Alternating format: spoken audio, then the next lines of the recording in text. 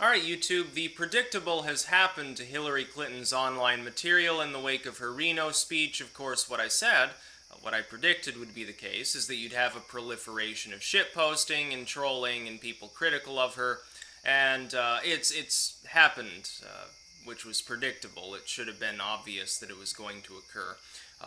There are two things at work here. The first is she made a big mistake in her Reno speech. And it wasn't just, oh, well, I'll draw attention to the alt-right, which, that puts the Streisand effect into motion. That's the other problem. But the main problem is, without, I think, even realizing it, what she essentially said was 40% of the US population is comprised of racists and bigots. Because that appears to be what she was entailing when she was speaking about Trump's fans, which is about 40% of the voting public. And then a slightly higher total are Hillary fans, although I've pointed out much of her support is soft support, and then the rest is backing a third party, or is backing Vermin Supreme, or D's Nuts, or Harambe, or something like that. What you've got is a situation where she just, I think, fucked up her own campaign without the intent of doing so. It wasn't that she thought she was self-sabotaging. She thought, well, I'll get down on Trump's level, I'll really let loose a blast of criticism. Knowing full well he would respond in kind, which is all he's done on Twitter, really, since she made that speech in the first place. And on that, she can fight him to a draw, because, of course, people who tend to support her will listen to what she says. They have no problem with that. They'll see Trump as a bully, as they always have. People who support Trump, they'll agree with what he says. They'll see Clinton as out of touch and corrupt, as they always have. Ultimately, it doesn't change many partisan minds. The biggest mistake from the standpoint of those who don't like the alt-right is that they just drew attention to it, denounced it, and the person doing the denouncing is a very, very old, generally considered untrustworthy crone who represents the epitome of corporate machine politics. That's the biggest problem. It's called the Streisand Effect. You can look it up on Wikipedia if you want to learn more about what it entails. It's going to go down as a classic case of this. It'll probably be on the Wikipedia article after the election as, oh, yeah, this is the reason why Hillary Clinton's campaign started sinking, or something like that. Or why the alt-right suddenly became a mainstream political ideology. Something akin to that general idea.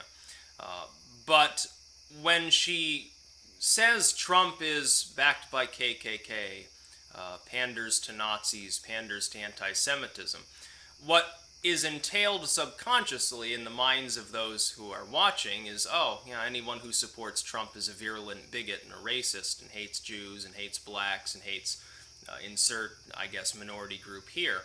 Which obviously isn't the case. There are black Trump fans. About a quarter of Hispanics appear to support him as well, along with a significant proportion of women in the country, so I'm not sure where the misogyny would come from.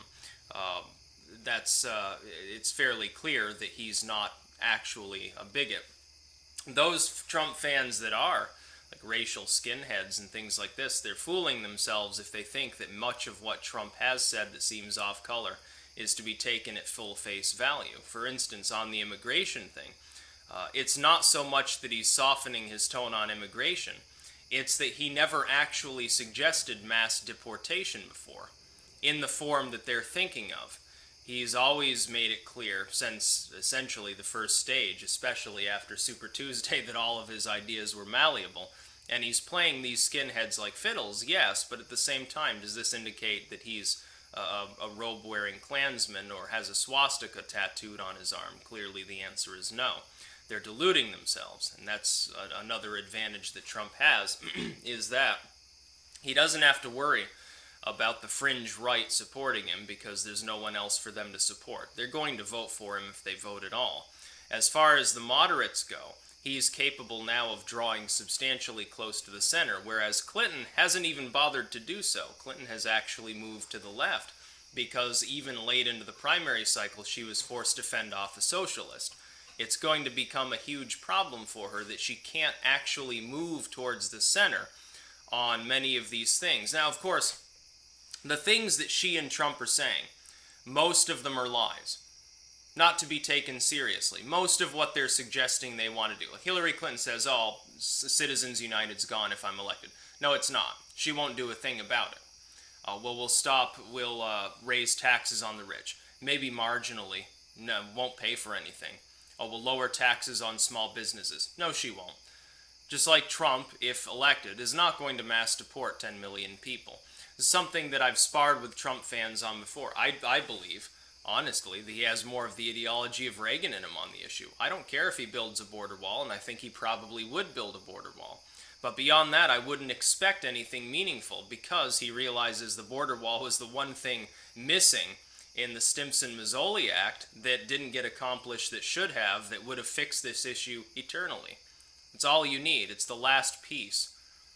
As far as the rest of it, he probably would grant amnesty to many of these people. He'd weed out those that are, guilty of specifically violent crimes, or they have some major communicable disease, and then he'd legalize the rest of them after they pay back taxes, which is fine by me. I don't have a problem with such a program. And he'll probably, by the way, suggest this by the debates. He probably will, because he doesn't really worry about the fringe right. What are they going to do, vote for Hillary Clinton? They can't vote for Gary Johnson, because Gary Johnson is essentially a moderate liberal, let's face it. Someone who's more easily stomached than Clinton, certainly, on these issues. Clinton is a corporate leftist, or a corporate liberal, pretending to be a leftist, rather. They're not going to back her, obviously. Jill Stein is basically a socialist, so they're not going to back her. That leaves Trump, essentially, for the fringe right. They will continue to rally around him, and they will, in fact, through their own subconscious ways, make excuses for him, and they will actually lie to themselves. If he were to say, oh, no, I'm not going to deport anybody, let them all in, grant amnesty, they would probably, mostly, convince themselves that he was just trying to play the field, and that he was trying to trick his enemies, and that he's actually secretly a skinhead like them. It's what they'll think. They would still rally around him, so he doesn't give a fuck. Trust me, Trump doesn't give a fuck about the skinheads within the fringe of the fringe. Centrist alt-righters, yeah, I'm sure he has quite a bit in common. He's basically a paleocon in some of these issues, or at least an old guard, a real conservative circa the Reagan era. Certainly not a George W. or anything like that.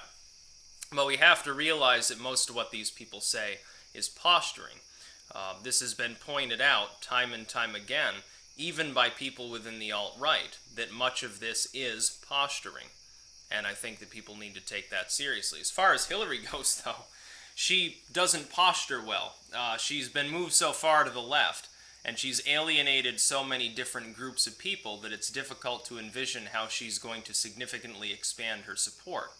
The problem being, she can also easily lose large segments of her support. All Trump has to do is have a good week, and all of a sudden he's back in the lead again, or a good debate. Now, it all hinges on the debates. I've said this continuously since before Trump was even declared the presumptive nominee by the more pessimistic elements of the mainstream media.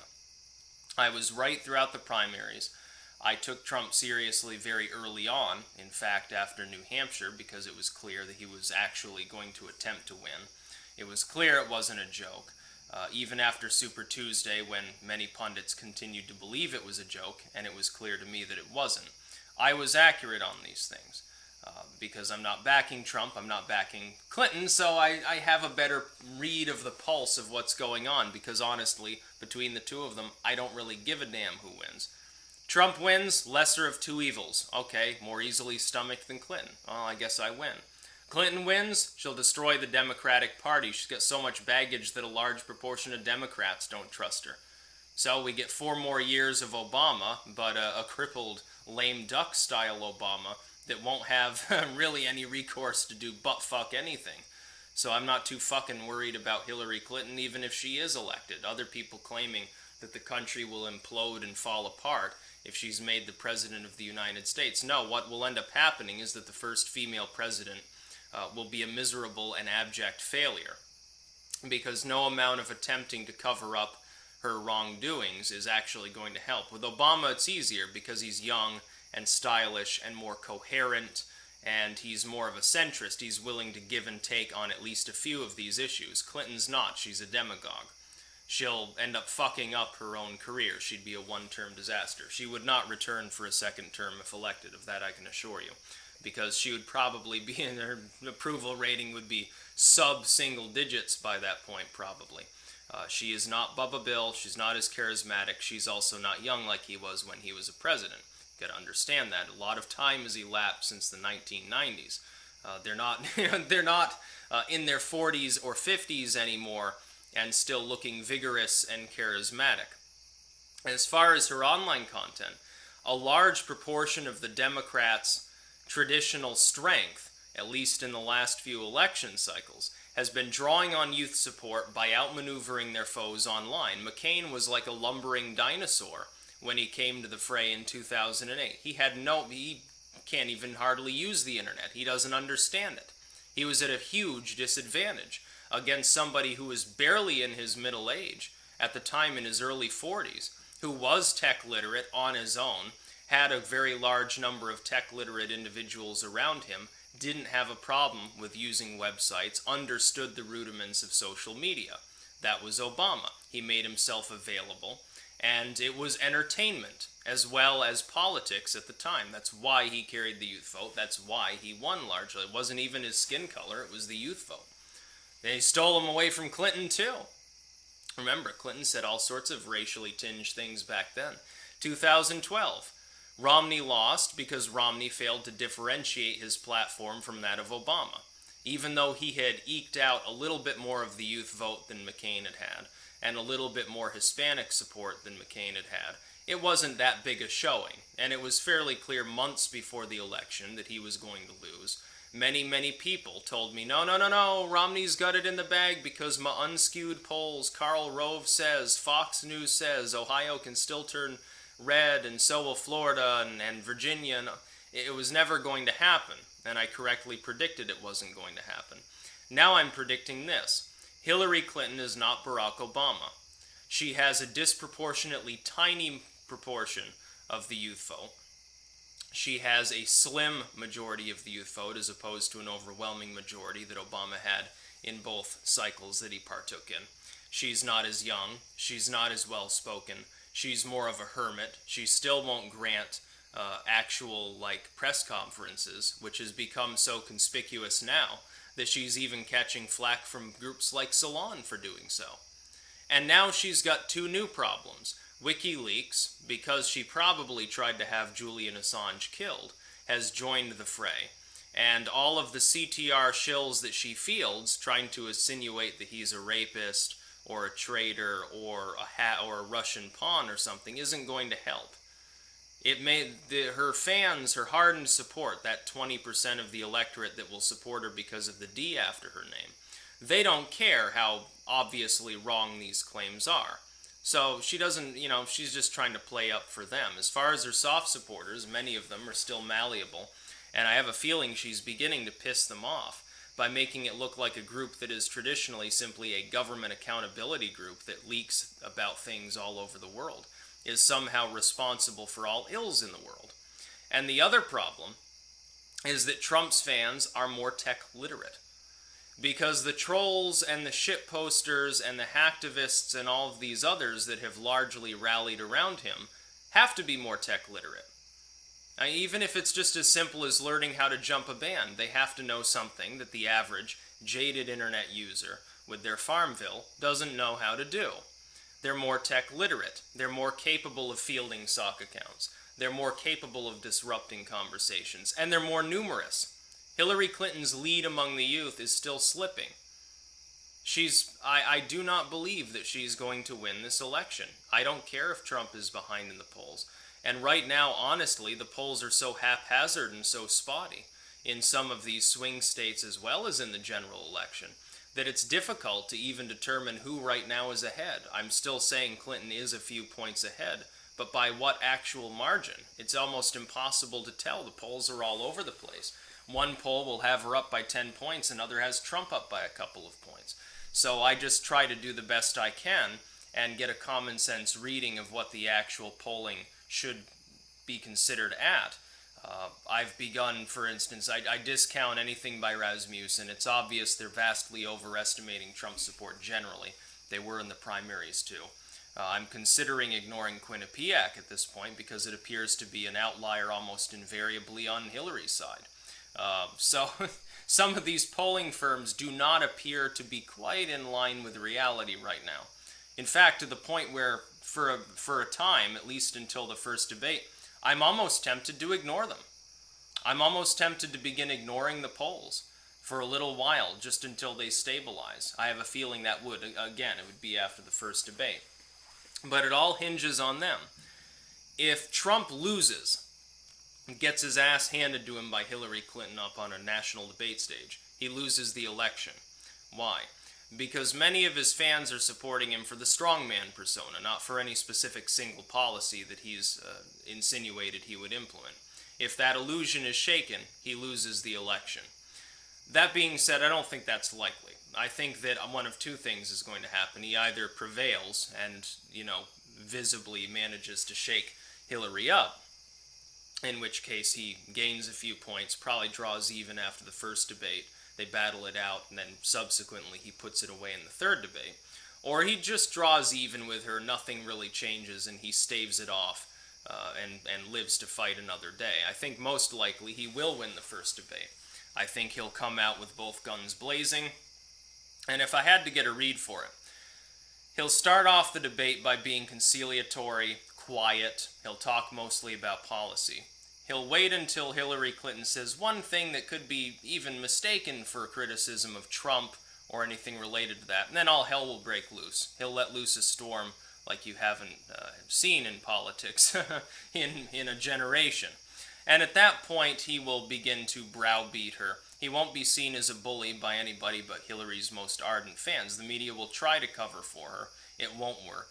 Independent voters, I think, will come away in much heavier support of Trump. And that's the other thing we've got to understand. These polling firms, in some cases, appear to be underpolling independents, which now make up a larger conglomerate of the population than Republicans or Democrats. If you undersample them, and polls additionally show that they are heavily in favor of Trump, which they do, and they have consistently shown that since the general election began, then you could envision a scenario in which the polls are technically correct, but they're sampling incorrectly, in which case the sample that they've taken is not inaccurate, but they've skewed the actual proportion of that sample, in which case Trump could indeed be roughly even with Hillary. I don't expect that. I don't calculate for that. My estimation that Trump will win the election, or is more likely at least to do so than Hillary, is based on her ineptitude, on the presence of WikiLeaks, and especially the fact that Assange claims that he has at least one more major bombshell to drop in the future. Whether it derails her campaign or not, who can say? He has a penchant for saying, this is going to be a big one. However, though, he hasn't really disappointed now, has he? Look at all the leaks that have already been conducted.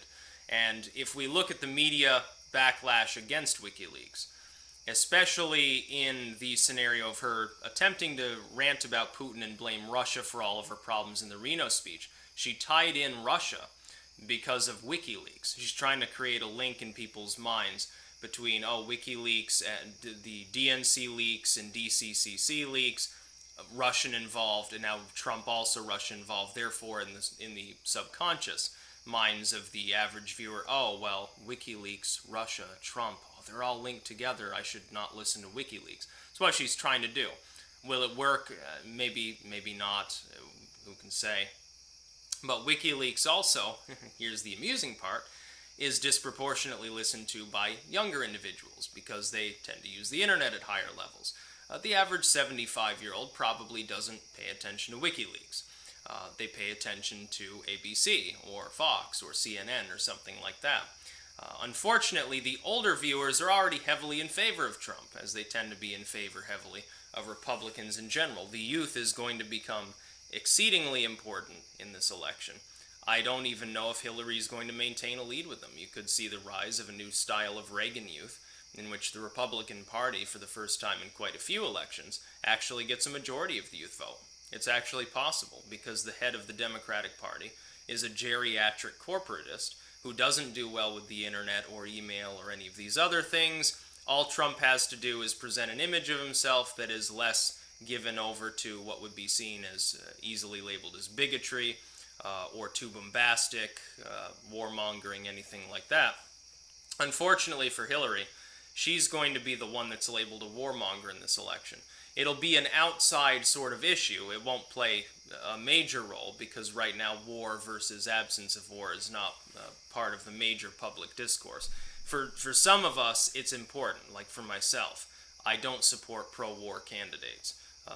Unless we're attacked directly or there's a real damn good reason, I don't think we should be fighting anybody. But Hillary Clinton is the one who laughed about Gaddafi being killed, is the one who stated support for get rid of Assad, get rid of Saddam, get rid of Gaddafi. She's actually more jingoistic than George W. was, arguably. And I think that's going to become a problem. So her social media pages are being absolutely pounded and hounded. She's going to get pounded, I think, at the first debate. And her campaign is not looking quite as healthy as it did a week ago. That's about all. Peace out.